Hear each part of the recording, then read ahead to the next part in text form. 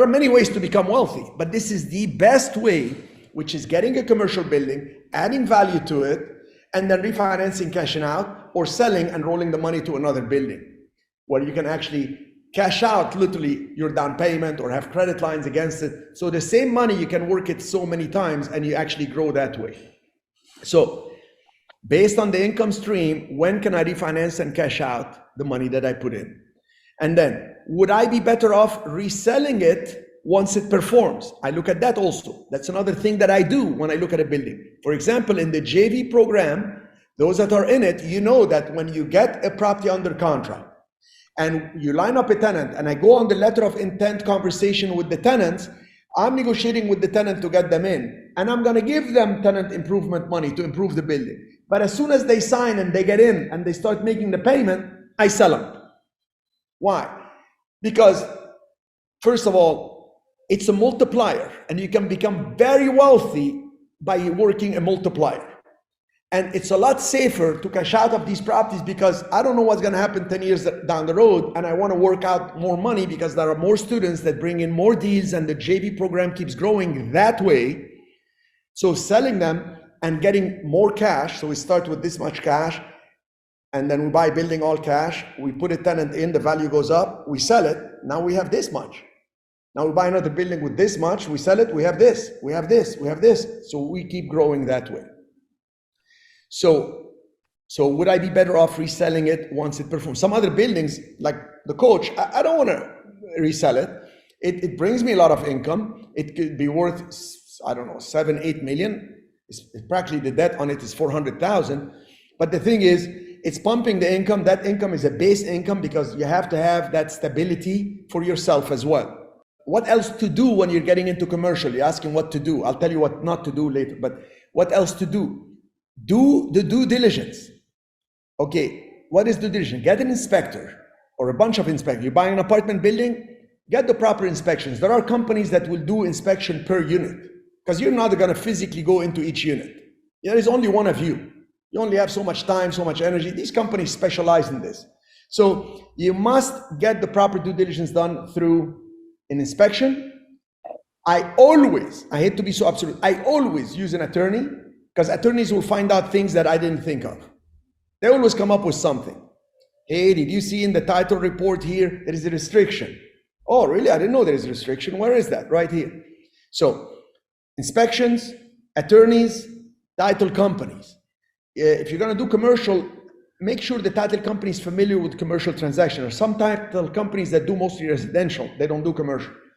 Or so you call them and you ask them, do you do commercial? And if the title company is honest enough, they may tell you, we don't, but this company does, or we have a division that specializes, we're going to have to send you to this office. And very important. Question is, should I use a broker or not? If the broker brought you the deal, don't ever bypass them. Work through the proper channels. They can make you millions. They can help you a great deal. They can look out for you. Part of the due diligence is the environmental studies, any liens, the size of the lot to be correct, any restrictions. So you're on title, you get an attorney, you get an inspection company. You must do these things. Don't cut corners. The reason I do the joint venture program with you, it is the easiest type of building to do the single tenant. Because I don't need to do inspections because the tenants are going to do the inspection. I don't need an attorney to step in because I usually remember we have 45 days under contract, then 15 days to close. I'm closing all cash. So there is no banks I have to deal with. There is no appraisal. I know my numbers. But I do send to the title company then on the 15 days we run the title report, check it quickly. I send it to an attorney and we see if there is anything else we need to check before we do the closing. It's not the end of the world.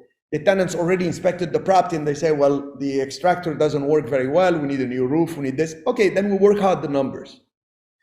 Okay, I want you to also do the following. Realize that everything is negotiable in commercial real estate, but be reasonable. Don't push your luck and don't be unfair to people.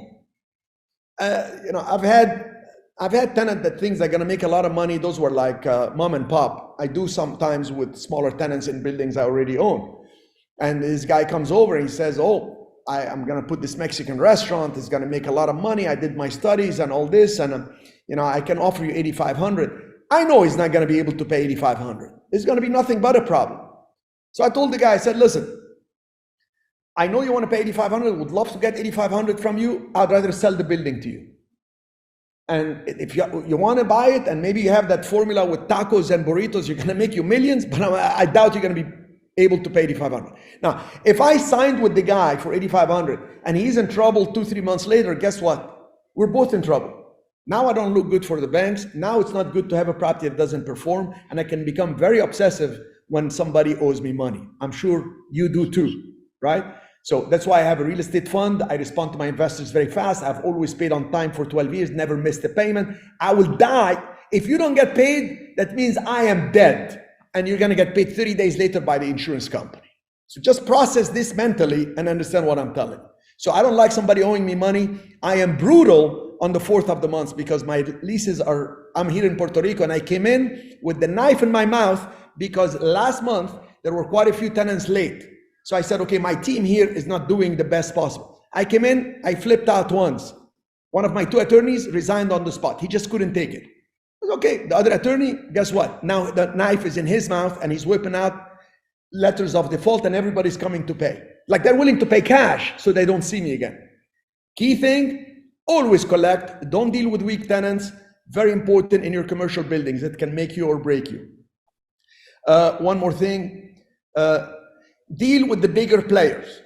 Don't deal with small players. You will get killed in commercial real estate dealing with small players. Like this guy wants to open his dream restaurant. He wants to pay a lot of money. He doesn't understand the numbers. He's got some money. I believe he inherited the money or something. I prefer to deal with a Taco Bell than somebody who wants to put this Mexican restaurant, not make it happen.